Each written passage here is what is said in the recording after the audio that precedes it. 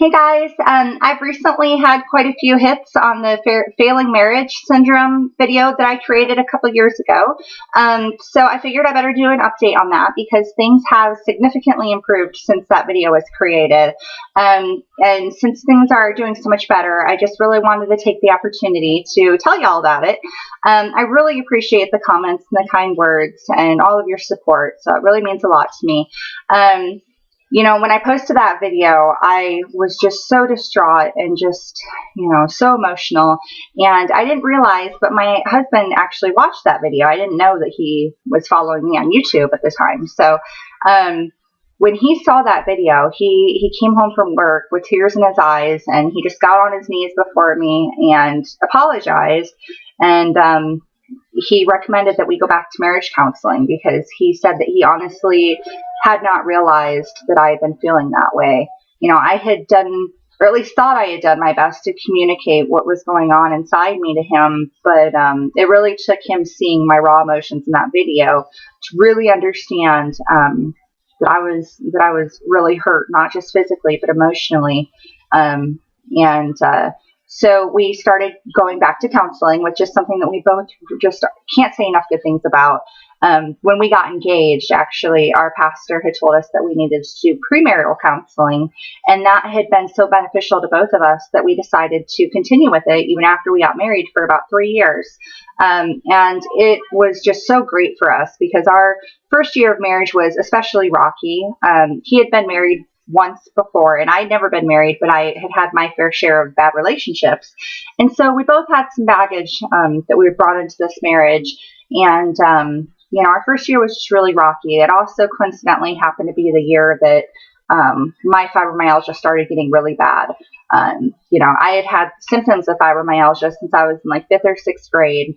I can remember really early on. It was the same year that I'd gotten mono. And so I've had these health problems for quite a while, but our first year of marriage, I don't know if it was just the stress of being newlyweds and everything else that was going on with us or what, but that ended up being the year that I realized I needed to see a doctor too. But it was still another 2 or 3 years after that before I was diagnosed with fibromyalgia. So I'm getting a little bit off track. But I just wanted to say that, we did start going back to counseling, and we started reading some books together. We're both Christians, and we started praying together, which, we have always done off and on, but, we really got serious about it. And boy, were we really blessed by that. Our marriage had gotten to the point where I really didn't think that we were going to stay together. I didn't want to divorce him, but I felt so broken, and I didn't feel like I could meet his needs. And I was just so miserable that I just didn't see it working out. And, I almost felt like making that video was a little bit unfair to him because it showed you my emotions and how I was feeling, but I didn't talk about any of the good things that he was doing at the time. And I didn't give him, I guess, the opportunity to defend himself. So, you really saw my side of the story. And I'm not saying it wasn't real because it was. But my husband has always been, a hardworking man. And he's always been as caring as he's been capable of. So, at the time, I was lacking some basic needs that needed to be met. I didn't feel an emotional connection with him. I didn't feel supported by him. I didn't feel like he understood my fibromyalgia and how it was affecting me. And that's true. He wasn't. But I also wasn't communicating those things to him either. I would tell him I'm in pain. Don't touch me. And because I was in so much pain and I felt like it should just be so obvious. I mean, do I need to write it on my forehead? I'm in pain. I'm sitting here in my comfy clothes because I can't wear anything else. And I haven't showered in a few days because I'm hurting so bad. And you're going to ask me to be intimate with you? Like, do you not understand that I don't feel well? That's kind of what was going through my head. But he didn't see it that way. I mean, my husband, I guess I just don't even know how to say this.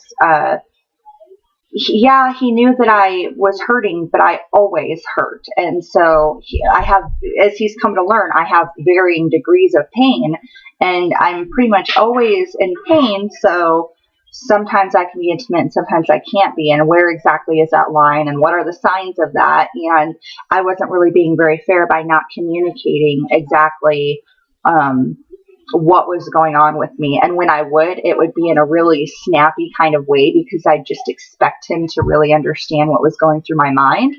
And so like if he would ask to be intimate and I was in a really bad flare up, my response was kind of out of, well, it wasn't just kind of, it was out of hurt. It was out of, you're not paying attention to me enough to understand and to realize that I'm in a lot of pain, because if you were, you wouldn't have even asked me to do that.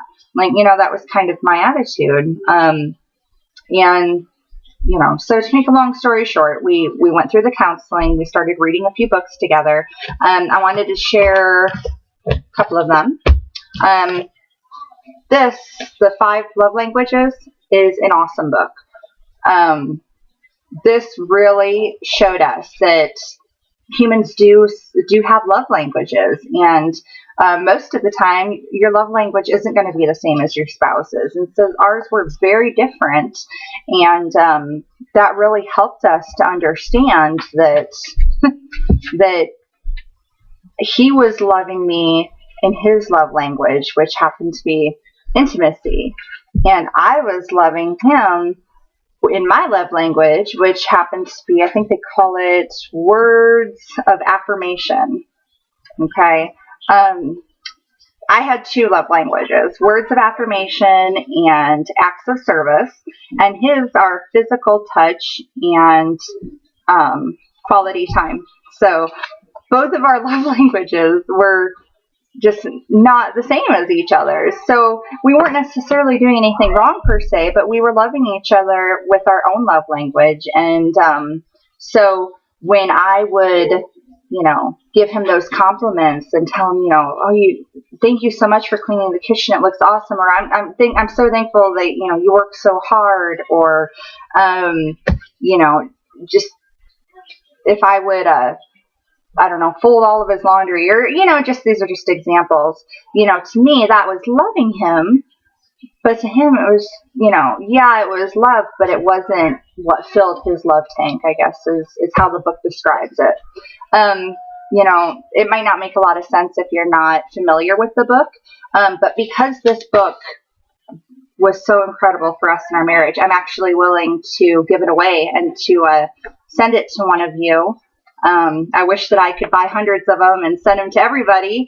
But, if you want to send me a message, I'm pretty sure you can on YouTube. I know that they've changed the features, and I haven't received any private messages on here in quite a while. But I think you can send me a private message on YouTube.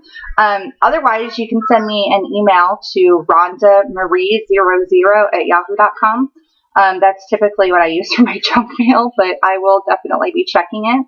And just let me know, why you want it, and if you really think it'll benefit you, I would be very happy to send it to you. So this book is amazing.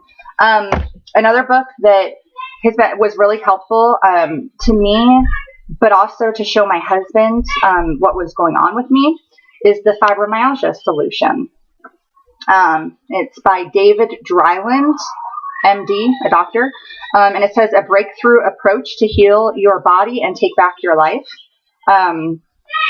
I guess I'll read the back of it for you. I can't give you this copy because I still use it all the time for reference, but I'll read the back of it for you real quick, and you can decide whether or not it's something that you want to order. It's a great book. It says, fibromyalgia, the common and chronic condition characterized by widespread pain, fatigue, insomnia, and other debilitating symptoms, has traditionally been viewed in the medical community as inexplicable and even incurable. Now leading rheumatologist Dr. David Dryland introduces a new way of looking at fibromyalgia with his revolutionary program based on recent scientific research that finally reveals the true origins of this illness and how to recover from it. For years, he and other physicians have treated patients with an extremely high success rate, and in this book, he shares his treatment plans for the first time. Dr. Dryland's program includes highly effective lifestyle changes and a regimen using the widely available medications, Mirapex and Requip. This invaluable guide will help you develop an individualized treatment plan with your doctor, use non-drug treatments that will relieve pain symptoms, and prevent debilitating flare-ups. The fibromyalgia solution is sure to dramatically change many popular misconceptions about this condition and provide long-term relief of fibromyalgia sufferers everywhere. So this book helped my husband a lot to understand what fibromyalgia is. I also, because of this book, did try out Mirapex. It's been a couple of years, but I was on it for a few months.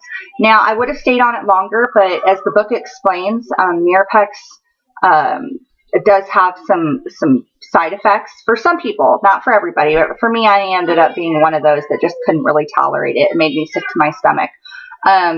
However, it's used for restless leg syndrome, and so I still do have a prescription for it that I will take on nights when like my arms and my legs just have that real restless, gotta punch and kick it out type of feeling. It really helps on an occasional basis for me, but I unfortunately, like the doctor's treatment plan, I just couldn't do that part of it with the Mirapex.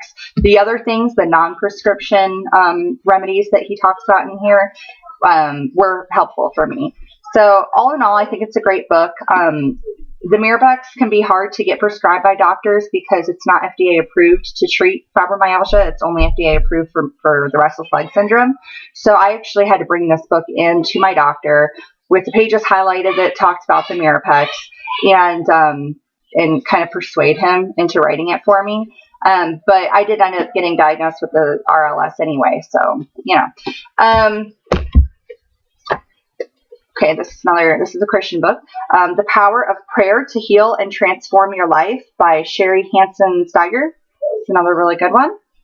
And most recently, my husband and I read this one together. We actually went on like a marriage, not a retreat, but it was like a 7-week, I guess it was a class, you know, not just for like failing marriages, but just, you know, we just went because we love working on our marriage and doing whatever we can to build it and to make it better, since this is something that we're in for the long haul. And this class was just awesome. And it's by Timothy Keller and Kathy Keller, and it's called The Meaning of Marriage, Facing the Complexities of Commitment with the Wisdom of God. So this has been another great book too. And lastly, if you guys follow me on YouTube, you know that I 4 months ago or so started working out and changing my eating habits, and I've lost 40 pounds. 40 pounds in 4 months. I'm pretty proud of myself about that. So a book that helped me a lot in this journey is called Made to Crave by Lisa Tierkest. I don't know. I'm not even going to try. It says, satisfying your deepest desire with God, not food. This book has helped me significantly. I know I'm getting off track. It doesn't have a whole lot to do with the whole marriage thing, which this video is supposed to be an update of. However, all of these books, in one way or another, even if they were tools to better my life, they did better my marriage too, because a better me is a better marriage, you know. So the more that I have been working on myself, the better our marriage has become. I can't control my husband, and I can't control, you know, what his mood is going to be when he gets home, or how he's going to react when I'm in a flare-up. But I can control how I respond to him, and I can control how I treat him. So that's been huge in just bettering our marriage. Is, you know, that's, if you're struggling right now, the biggest thing is that you've just got to work on yourself. Even if you don't feel like you're the problem, because you can only control yourself. And, you know, the more I prayed and the more I worked on becoming healthier in me, the better my marriage got. You know, my husband started reflecting the change in me, and it's been great. God has really blessed our marriage. So I appreciate you guys taking the time to watch my videos. I know I tend to ramble a lot and I talk fast when I get on a roll. But I mean, you guys, you follow me for a reason, and I'm just really encouraged by that. You know, for a long time, I felt so alone in this illness, and just felt so helpless. And just knowing that you guys are out there encouraging me and having my back, and, you know, going through this with me together, just makes me feel so blessed. So thank you guys so much. I'm praying for you and for your marriages, and I wish you all a very blessed day. So.